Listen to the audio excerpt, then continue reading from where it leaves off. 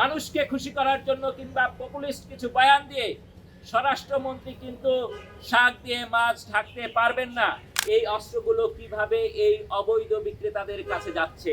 প্রশাসনের কোন কোন ব্যক্তি এই হামলার সাথে জড়িত তা জনসম্মুখে আনুন। বোমা হামলার প্রতিবাদে আপনি বোমা হামলার হুমকি দিতে পারেন না। এই হামলার পরে যে প্রতিক্রিয়া এসেছে সেই প্রতিক্রিয়ায় এনসিপির বিভিন্ন পর্যায়ের নেতাকর্মীদের স্লোগান দিতে দেখা গেছে, একটা বোমা ফুটলে 10টা বোমা ফুটবে, একটা গুলি ছুড়লে 10টা গুলি ছুড়বে। আমরা বিনীতভাবে বলতে চাই, এই বাংলাদেশে এই ধরনের উস্কানিমূলক রাজনীতিও চলা উচিত না। বোমা হামলার প্রতিবাদে আপনি বোমা হামলার হুমকি দিতে পারেন না। এই ধরনের হুমকি ধামকি এটা হাসিনা তন্ত্রের হুমকি ধামকি, আওয়ামী তন্ত্রের হুমকি ধামকি। নতুন বাংলাদেশে এই ধরনের রাজনৈতিক সংস্কৃতি আমরা আর চাই না। তৎক্ষণাৎ প্রতিক্রিয়ায় এনসিপির আহ্বায়ক নাহিদ ইসলাম সেখানে বলেছেন যে প্রশাসনের সহায়তায় নাকি এই বোমা হামলা হয়েছে, তার মানে তার কাছে নিশ্চয়ই কোনো তথ্য আছে। আমরা বিনীতভাবে তাকে অনুরোধ করব, জাতির স্বার্থে, নিরাপত্তার স্বার্থে এবং সত্য উদ্ঘাটনের স্বার্থে প্রশাসনের কোন কোন ব্যক্তি এই হামলার সাথে জড়িত তা জনসম্মুখে আনুন। কারণ আমরা জানি জুলাই গণঅভ্যুত্থান পরবর্তী বাংলাদেশেও প্রশাসনের বিশেষ কোনো সংস্কার আনা হয়নি এবং প্রশাসনে এখনো আওয়ামী সন্ত্রাসীদের পক্ষ অবলম্বনকারী এবং জুলাই গণহত্যার সাথে জড়িত বিভিন্ন কর্মকর্তারা এখনো বহাল তবিয়াতে রয়েছেন। ফলে আমরাও বুঝতে পারবো এর সাথে আসলে প্রশাসনের কোন কোন কর্মকর্তা জড়িত। আর যদি সেটা না হয়ে থাকে, শুধুমাত্র দায় চাপানোর রাজনীতির অংশ হিসাবে এই ধরনের কথাবার্তা হয়ে থাকে, তাহলে আমরা সুস্পষ্টভাবে বলতে চাই, দায় চাপানোর রাজনীতি থেকে আমাদের সকলকে সরে আসা উচিত। এই হামলার সাথে কারা জড়িত সেটা উদ্ঘাটন করা খুবই জরুরি। আপনারা জানেন যে ইতিমধ্যে 2 জন যুবলীগ নেতাকর্মীকে গ্রেফতার করা হয়েছে। সম্মানিত সাংবাদিকগণ, আপনাদের মারফতে আমরা বিভিন্ন সময় দেখেছি যে এনসিপির ভিতরে আওয়ামী লীগ, যুবলীগ, ছাত্রলীগের বিভিন্ন পর্যায়ের নেতাকর্মীদের পুনর্বাসিত করা হয়েছে।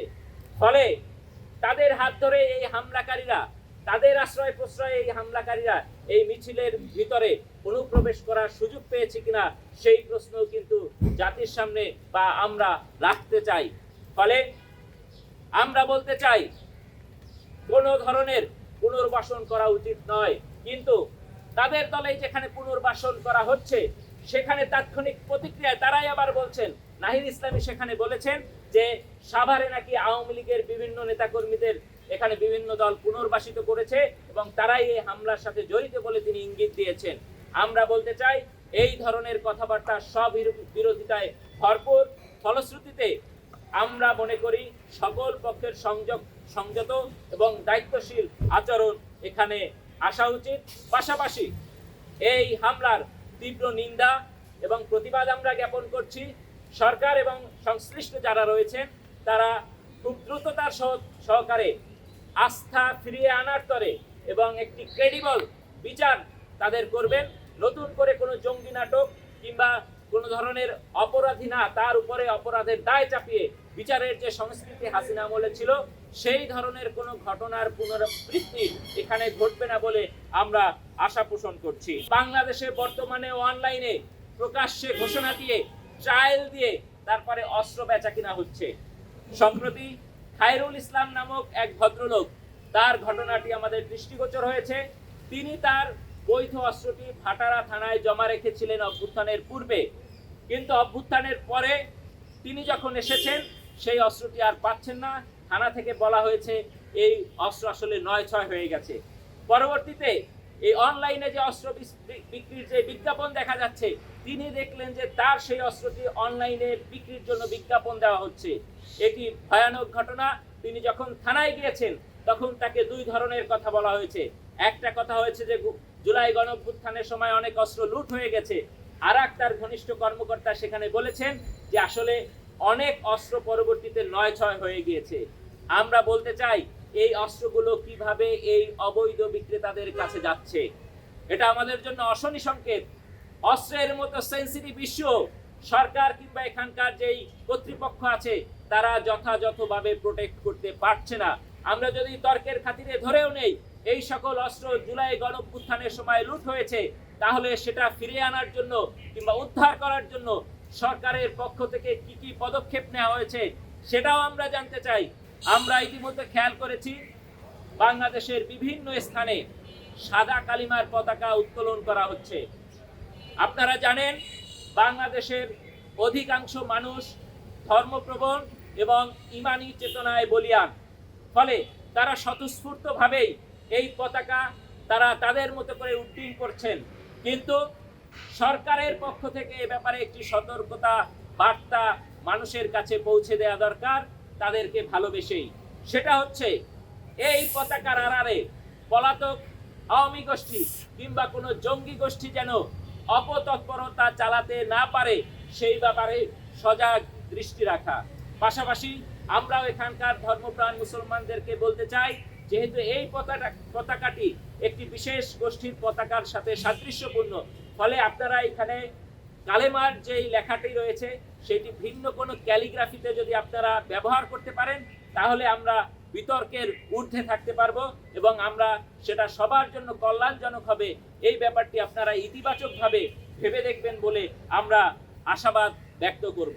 সালাউদ্দিন সাহেব তিনি বারবার আওয়ামী লীগকে দমনের কথা বলছেন, জিরো টলারেন্সের কথা বলছেন, কিন্তু বাস্তবে আমরা দেখতে পাচ্ছি অনলাইন কিংবা অফলাইন সব জায়গাতেই এই পতিত সন্ত্রাসী গোষ্ঠীর আস্ফালন রয়েছে।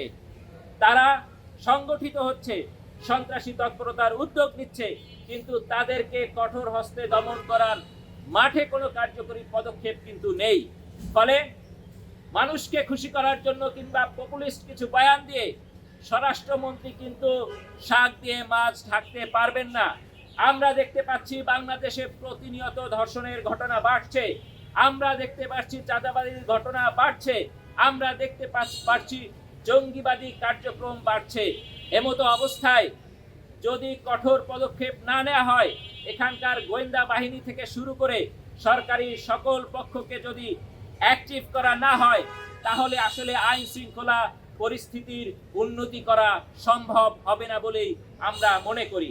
বর্তমান যে সরকার রয়েছে সেটি জুলাই গণঅভ্যুত্থানের একটি কন্টিনিউশন।